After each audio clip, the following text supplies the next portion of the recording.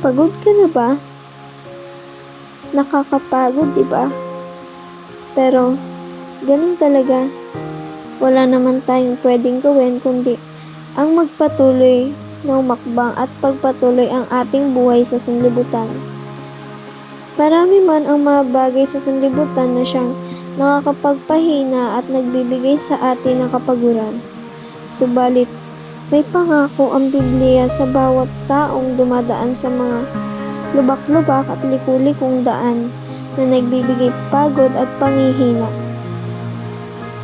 Nasusulat sa Mateo chapter 11 verse 28 to 30.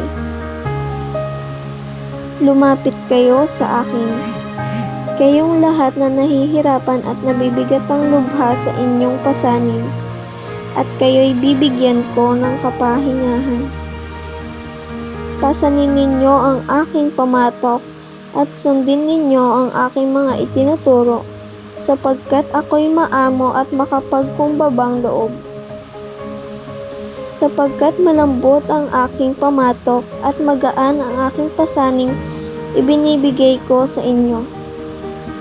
Normal ang bawat paghihirap sa sanlibutan sapagkat ang sanlibutang ito ay isinumpa.